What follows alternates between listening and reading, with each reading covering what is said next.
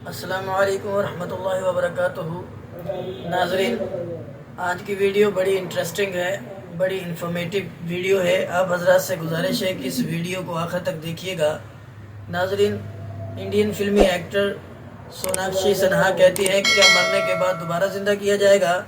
तो आइए डॉक्टर जाकिर नाइक से जो है इस बारे में जानते हैं कि वो मरने के बाद दोबारा ज़िंदा होने के बारे में कुरान और हदीस की रोशनी में बड़ी ज़बरदस्त गुफ्तगू फरमाते हैं। आपसे गुजारिश है कि इस वीडियो को जो है आखिर तक देखिएगा। चलिए वीडियो शुरू करते हैं। क्या पुनर्जन्म होता है? Does rebirth really happen and are there many lifetimes? ये हिंदूवादी जो कहते हैं कि जन्म होता है, और कुरान में एक बात आती है कि मुर्दे जिंदे किए जाएंगे। ये दो बात मेरी समझ में अभी तक नहीं आई है। हिंदू तकवा कहता है, उन्होंने देखा कि जन्मवाद के जन्म होता है। मैंने डिस्कवरी चैनल में भी ये चीज़ें देखी हैं। और दूसरा कि आखिर में कुरान में कि मुर्दे जिंदे किए जाएंगे। मैंने इस बात को बहुत से पूछा है, किंतु मेरे का इस बात का क्लियरिफिकेशन कोई भी मज़हब, एक तो जन्मवादी, दूसरा जो जन्म नहीं मानता यानी मुर्दों को जिंदा करता है, समझा नहीं पाया। मैं आपसे प्रार्थना करता हूँ कि इस बात को कुरान के माध्यम से और आपके माध्यम से मैं समझने के लिए आपसे गुजारिश कर रहा हूँ। धन्यवाद। डॉक्टर साहब ने अच्छा सवाल पूछा है कि उसने कुरान मजीद पढ़ी और सब बात को तस्लीम करते। सिर्फ ये एक या दो बात कि कुरान शरीफ के अंदर मौत आती है, मुर्दे को वापस से ज़िंदगी दी जाएंगी आखिरत में, उनका जिक्र है। और हिंदू लोग ये मानते हैं कि पुनर्जन्म में, और वो डिस्कवरी चैनल पे देखे कि पुनर्जन्म होता है। अगर आप देखेंगे सबसे ऊंची किताब हिंदू मज़हब में वेद। अगर आप पढ़ेंगे पुनर की मानी क्या, पुनर संस्कृत में मतलब नेक्स्ट, अगेन, वापस से, और एक पुनर के मानी नेक्स्ट। तो पुनर्जन्म मतलब नेक्स्ट ज़िंदगी और एक ज़िंदगी। अगर आप कुरान शरीफ पढ़ेंगे, कई आयतें हैं कि अल्लाह सुब्हाना व तआला ने आपको ज़िंदगी दी। पहले आप थे नहीं, फिर ज़िंदगी दी, इस धरती पे आए, फिर आपको मौत देंगे, फिर आखिरत में उठाया जाएगा। आप जो कर रहे मुर्दों को जान दी जाएंगे आखिरत में, ये हम मानते हैं कि एक बार हम इस धरती पे आते, नेक्स्ट लाइफ इज़ आखिरत। उसी तरीके से वेद में भी जिक्र है अबाउट पुनर्जन्म, नेक्स्ट लाइफ, सेम हूबहू जिस तरीके से कुरान में लिखा हुआ है। लेकिन आम हिंदू मज़हब के जो गुरु है, स्वामी हैं, इन लोग जब ये जानने लगे, एक उनको कठिनाई पेश आई। वो देखने लगे कि कई इंसान जब पैदा होते हैं with congenital defects, heart problem, heart defects, limb problem, कोई अमीर पैदा होता है, कोई गरीब पैदा होता है। तो भगवान ही कैनॉट बी अनजस्ट। भगवान अनजस्ट नहीं हो सकता है कि कोई इंसान को हेल्दी पैदा करता है सेहत के साथ, कोई इंसान को कंजेनाइटल दिल की बीमारी से पैदा करता है, कोई इंसान को अमीर घर में पैदा करता है, कोई इंसान को गरीब घर में। तो भगवान अनजस्ट नहीं हो सकता है, ना इंसाफ नहीं हो सकता। तो ये जो स्वामी लोग हैं, इन लोग ने एक नई चीज़ निकाली, संस्कारा। हिंदू मज़हब में कहते संस्कारा, जो इंग्लिश में कहते हैं cycle of birth and rebirth, transmigration of soul. अंग्रेजी में कहते ट्रांसमाइग्रेशन ऑफ सोल, क्योंकि आप डॉक्टर हैं, आप जानते होंगे। ट्रांसमाइग्रेशन ऑफ सोल अंग्रेजी में कहते, संस्कृत में कहते संस्कारा, birth death, birth death, birth death. कहीं भी वेद में नहीं लिखा हुआ है कि birth death, birth death, birth death, कहीं भी वेद में नहीं लिखा है। चैलेंज है मेरा, ये इन लोग को मिलता है भगवत गीता के श्लोक से। भगवत गीता का श्लोक चैप्टर नंबर 2 में, वर्स नंबर 22 में, उसमें लिखा हुआ है कि जब कोई शख्स अपने कपड़े निकालता है तो वो नए कपड़े पहन लेता है। उसी तरीके से रूह एक नई जिस्म में जाती है। और ये भद्यांकर उपनिषद में भी इसका जिक्र है, आप पढ़ेंगे कि when a caterpillar climbs up the grass of blade, he jumps to a new grass. Same way the soul takes a new body.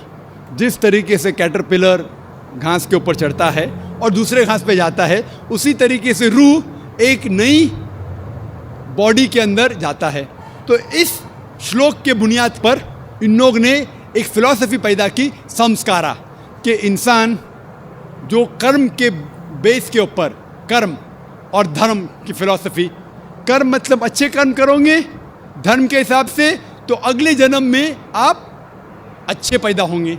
अगर आपके कर्म बुरे होंगे तो अगले जन्म में आप हो सकता है कि लूला पैदा होंगे या लंगड़ा पैदा होंगे। और जो कहते हैं कि आप इंसान 7 बार बनेंगे, ये कौन कहता है? वेद नहीं कहती, ये स्वामी जी लोग कहते हैं। कोई वेद में कहीं लिखा नहीं है, क्योंकि उनको ये नहीं कह सकते थे कि इंसान क्यों गरीब पैदा होता है, क्यों अपाहिज पैदा होता है। उनकी सोच कम थी, इसीलिए नई फिलॉसफी लेके आए, ट्रांसमाइग्रेशन ऑफ सोल। आप तो डॉक्टर है, मैं भी डॉक्टर हूँ। आपने कहीं मेडिकल साइंस बुक में पढ़ा हुआ है कि इंसान इस दुनिया में जन्म लेता है? कभी नहीं। क्या फिजियोलॉजी में पढ़ा, क्या एनाटॉमी में पढ़ा? अगर ये साइंटिफिक फैक्ट होता था तो हम मेडिकल कॉलेज में पढ़ते थे कि इंसान नए जन्म लेता है। हम कभी भी नहीं पढ़े। इससे ये साबित होता है कि साइंस इसको तस्लीम ही नहीं करती। जो आप कह रहे डिस्कवरी चैनल में देखा, जो आप कह रहे हैं, अगर ये हक होता था तो हमारे साइंटिफिक बुक में भी ये लिखा होता। तो ये कहना कि साइंटिफिक प्रूफ है कि हम जन्म लेते हैं, बिल्कुल गलत है। इस्लाम जो इसका जवाब देता है वो है कि इस्लाम तस्लीम करता है कि अल्लाह सुब्हाना व तआला कुछ लोग को अपाहिज पैदा करता है, कुछ लोग को अच्छी सेहत देता है, कुछ को गरीब, कुछ को अमीर। इसकी वजह है कि अल्लाह ताला फरमाते हैं सूरह मुल्क में, सूरा नंबर 67 आयत नंबर 2 में, अल्लज़ी खलक़ल मौत वल हयाता, अल्लाह सुब्हाना व तआला ने मौत और ज़िंदगी बनाई ताकि आप लोग को जांच सके, आप लोग का इम्तिहान ले सके, आप लोगों में से कुछ लोग अच्छे हैं। ये जांच पड़ताल करने के लिए ये ज़िंदगी हमारे लिए इम्तिहान है। और अल्लाह ताला फरमाते हैं सूरह अनफाल में, सूरा नंबर 8 आयत नंबर 28 में, कि आपके बच्चे और आपकी जायदाद आपके लिए फितना है। आपकी जायदाद और आपके बच्चे आपके लिए एक टेस्ट है, आपके लिए इम्तिहान है। अल्लाह ताला कुछ लोग को गरीब घर में पैदा करता है, कुछ लोग को अमीर। जो लोग अमीर हैं उनके लिए इम्तिहान है कि वो ज़कात देते क्या नहीं। जैसा कि मैंने कहा मेरी तकरीर में, तीसरी बुनियादी बात इस्लाम में है ज़कात। जिस शख्स के पास 85 ग्राम से ज़्यादा सोना है या उसके मुकाबले में धन है, उसको 2.5% ज़कात देना फ़र्ज़ है। जो आदमी अमीर है, कुछ अमीर लोग बराबर ज़कात देते, कुछ लोग आधा देते, कुछ लोग देते ही नहीं। तो अमीर इंसान को शायद 100% मार्क्स मिले या 50% मार्क्स मिले या 0% मिले। वो गरीब इंसान को ज़कात में तो 100 मार्क्स मिलता है, 100 आउट ऑफ 100। उसको ज़कात देना ही नहीं। हम कहते रहे बेचारा गरीब इंसान है, लेकिन असल में देखे जाओ तो उसको उस इम्तिहान में, गुर्बत के इम्तिहान में 100% मार्क्स मिले। आप समझ रहे? इसी तरीके से अल्लाह ताला कहते हैं कि आपके बच्चे आपके लिए इम्तिहान है। हो सकता है मिसाल के तौर पे एक अच्छे जोड़ी है, अच्छे मुसलमान है, 5 टाइम नमाज़ पढ़ रहे हैं, हज को गए हैं, रमज़ान में रोज़ा रखते हैं, ज़कात देते हैं। अल्लाह ताला उनका और बड़ा इम्तिहान लेना चाहता है। जितना बड़ा इम्तिहान उतना बड़ा इनाम। मिसाल के तौर पे अगर आप BA पास करते तो आपको सिर्फ ग्रेजुएशन मिलता है। अगर आप MBBS पास करते आपको डॉक्टर कहलाया जाता। डॉक्टर मतलब ऊंचा ओहदा। इसी तरीके से अल्लाह सुब्हाना व तआला हो सकता है कि उस जोड़ी को इम्तिहान और सख्त देता है और ऐसा बच्चा पैदा करता है जो अपाहिज है। अल्लाह ये देखना चाहता है कि अपाहिज बच्चा पैदा करने के बावजूद वो अल्लाह के ऊपर ईमान रखता है क्या नहीं। अगर ईमान रखता है तो अल्लाह उसे जन्नत फिरदौस देना चाहता है। और कठिन इम्तिहान और बड़ा इनाम। हो सकता है कि वो इम्तिहान में फ़ेल हो जाएगा। तो ये कुरान की आयत है, आपके बच्चे आपके लिए इम्तिहान है। कभी कोई भी अगर कलामिटी आती है, कोई भी आपको नुकसान होता है, इधर वो आपके लिए इम्तिहान है या आपके लिए सज़ा है। जब भी कोई भी आपको इनाम मिलता है, वो इधर आपके लिए इम्तिहान है या आपके लिए रिवॉर्ड है। तो इसी तरीके से क्योंकि हिंदू मज़हब के जो स्वामी हैं वो इसको नहीं समझ सके, इसीलिए एक नई फ़िलॉसफ़ी संस्कारा लेके आए जो बिल्कुल वेद में नहीं लिखी है। वेद बात करता है पुनर्जन्म। पुनर्जन्म मतलब नेक्स्ट लाइफ, जिसका जिक्र कुरान में भी है, आखिरत की ज़िंदगी।